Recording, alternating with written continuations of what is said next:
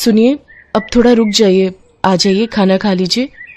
अच्छा, अब क्या बनाया है आज खाने में? करारी भिंडी, आपको बहुत पसंद है ना? अरे राधिका, खुश कर दिया तुमने तो। क्या खुशबू है, मजा आ जाएगा आज तो खाने में। अब बस खुशी होते रहोगे या खाओगे भी? अब तुम भी आओ ना। नहीं, मैं बाद में खा लूंगी। अरे बाद में नहीं, आ जाओ मेरे साथ खाओ। श्याम की जिद पर राधिका ने भी खाना शुरू कर दिया। श्याम और राधिका की शादी को 5 साल हो गए थे। वो दोनों ही एक दूसरे से बहुत प्यार करते थे। श्याम एक किसान था और खेतीबाड़ी करके अपना गुजारा करता था। श्याम दिन भर अपने खेत में काम करता और राधिका घर संभालती। खाना खाने के बाद राधिका श्याम को एकटक देखती रही। अरे अब क्या हो गया, ऐसे क्यों देख रही हो? देख रही हूँ कि आप दिन भर कितनी मेहनत करते हो और आपकी इस मेहनत का फल कोई और ही ले जाता है। अच्छा, वो सरपंच की बात कर रही हो। अब बात तो साफ है ना राधिका, कर्जा लिया है तो पाटना तो पड़ेगा ही ना। बोलो। मैं सरपंच की बात नहीं कर रही हूँ, मैं तो उस किशन की बात कर रही हूँ। सारा दिन मेहनत आप करते हो और सारा मुनाफा वो लेता है। अरे तो उसमें अब मैं क्या करूं? खेती बाड़ी छोड़कर उस किसान की तरह सब्जी बेचने लग जाऊं क्या? हाँ, तो उसमें बुराई ही क्या है, और उसके लिए खेती छोड़ने की भी कोई जरूरत नहीं है। मैं तो बस ये कह रही हूँ कि जो सब्जी आप उगाते हो उसे आप खुद ही जाकर बेचा करो ना। अच्छा, और खेती बाड़ी कौन देखेगा? आप ही देखोगे, और जरूरत पड़ी तो मैं मदद कर दिया करूंगी। देखो, चाहे थोड़ी कम ही खेती कर लो, पर अपनी सब्जी आप खुद ही बेचो। मुझे एक बात बताओ जरा, इस बार वो किशन टमाटर कितने में लेकर गया आपसे? अब 50 किलो निकले थे तो वही 5 रुपए के हिसाब से लेकर गया था वो। हे भगवान, आपको पता भी है कि बाजार में इस समय टमाटर का क्या भाव चल रहा है? वो आपके ही टमाटर पूरे 5 गुना महंगे बेच रहा है बाजार में। अरे पर मुझे नहीं आता ये दुकान वुकान चलाना। दुकान चलाने को कौन कह रहा है? बस आप अपनी सब्जी लेकर बाजार में बैठ जाओ, लोग अपने आप आएंगे आपके पास सब्जी खरीदने के लिए। अब ठीक है, इस बारे में हम बाद में बात करेंगे, अभी तुम घर जाओ। राधिका खाने का डिब्बा लेकर घर चली गई, लेकिन उसके जाने के बाद श्याम बहुत देर तक उसकी बात पर सोच विचार करता रहा। राधिका ने बात ठीक ही कही थी, पर तभी श्याम को सरपंच सूरजमल का ख्याल आया, जो कि 1 नंबर का खड़ूस और लालची आदमी था। दरअसल श्याम के पिता ने अपने बुरे वक्त में कई साल पहले सूरजमल से उधार लिया था, जिसके बदले में श्याम का आधा खेत सरपंच के पास अब तक गिरवी पड़ा हुआ था। श्याम उस खेत पर खेती नहीं कर सकता था, वहाँ सरपंच के लोग ही खेती करते थे। श्याम अपना खेत वापस तो पाना चाहता था, पर सरपंच से खेत छुड़वाने के लिए उसके पास पैसे नहीं थे। इसीलिए वो हर महीने किश्त के तौर पर एक रकम सरपंच को देता था। फिर अगले दिन, भैया कुछ पूछना था आपसे। हाँ भैया बताओ। मैं एक किसान हूँ, सोच रहा हूँ कि कल से मैं भी अपनी सब्जियां यहीं बेचने लगूं खुद से। हाँ, बढ़िया विचार है, पर इसके लिए तुम्हें सरपंच जी से पूछना पड़ेगा और उन्हें यहाँ का टैक्स भी देना पड़ेगा। टैक्स? पर वो किस लिए? अरे ये जो तुम पूरा चबूतरा देख रहे हो ना, जिस पर सब लोग सामान बेच रहे हैं, असल में ये सरपंच के खेत पर बना हुआ है और ये चबूतरा भी उसी ने बनवाया है। हमारी मजबूरी है, इसीलिए हम सबको यहीं बैठना पड़ता है। रोज के 50 रुपए देने पड़ते हैं उस सरपंच को, और अगर ये पैसे नहीं दिए तो उसके लठैत आकर मारपीट पर उतारू हो जाते हैं।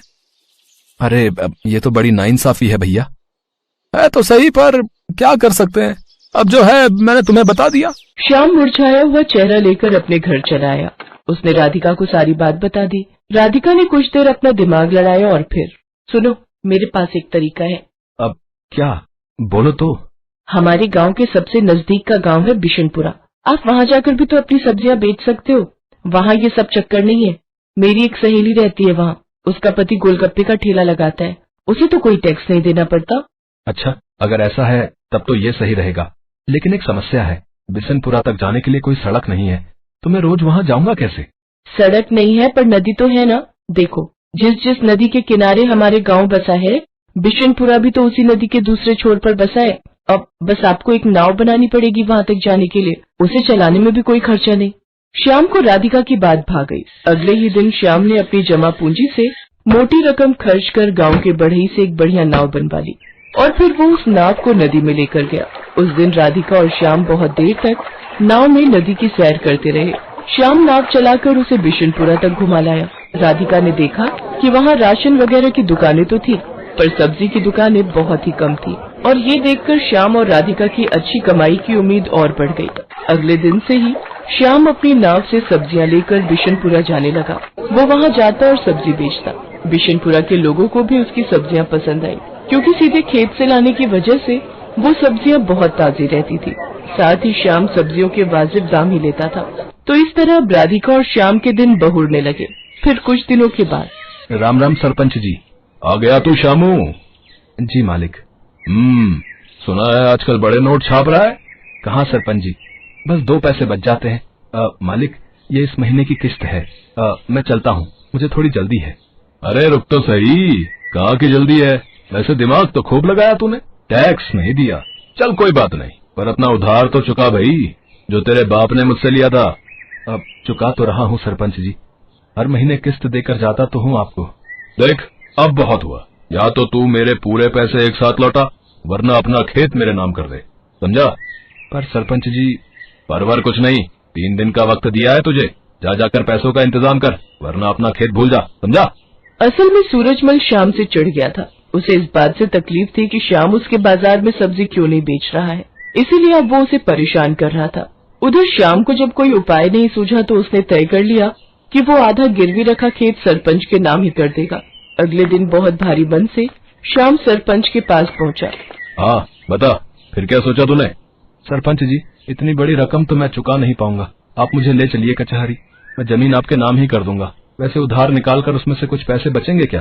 क्यों, बस उधार ही चुकाएगा क्या? मेरा ब्याज वो कौन देगा है? ठीक है सरपंच जी, मैं कल सुबह आ जाऊंगा आपके पास। चलेंगे फिर कचहरी। उस रात श्याम को एक पल के लिए नींद नहीं आई, क्योंकि उसका आधा खेत उसके हाथों से निकल रहा था और अपना खेत बचाने के लिए फिलहाल उसके पास कोई तरीका नहीं था। तभी आधी रात को उसे बादलों के बहुत तेज गरजने की आवाज सुनाई दी। कुछ ही देर में झमाझम बारिश होने लगी। बारिश बहुत तेज थी।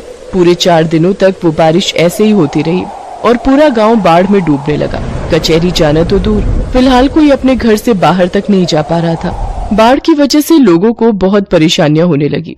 किसी के घर में पीने का पानी नहीं बचा था, तो किसी के घर में अनाज खत्म हो गया। ऐसे में श्याम ही वो इंसान था जिसने सबकी मदद करने के बारे में सोचा। वो अपनी नाव की मदद से सबकी जरूरत का सामान उन तक पहुंचा रहा था। हर कोई श्याम की तारीफ कर रहा था। और फिर अजी, सुनते हो? हाँ, क्या हो गया? अरे आपने सुना क्या? सरपंच जी के घर की दीवार गिर गई है। बारिश का सारा पानी उनके घर में घुस गया है। शांता बता रही थी कि बाकी लोग तो सही समय पर निकल आए, लेकिन सरपंच जी अपने पोते के साथ घर के अंदर फंस गए हैं। अरे तो मुझे जाना चाहिए, फौरन जाना चाहिए। इतना कहकर श्याम ने तेजी से अपनी नाव चलाई। उसने जाकर देखा तो वाकई सरपंच अपने पोते को कंधे पर बिठाए पानी में डूबा खड़ा था। वो चिल्ला चिल्ला कर मदद मांग रहा था। बाढ़ का पानी उसके गले तक आ रहा था, लेकिन श्याम फौरन अपनी नाव लेकर सरपंच के नजदीक गया और सरपंच और उनके पोते को अपनी नाव पर बिठाकर बाहर निकाल लाया। पूरे 3 दिनों तक सरपंच और उसका पोता श्याम के घर की छत पर रहे।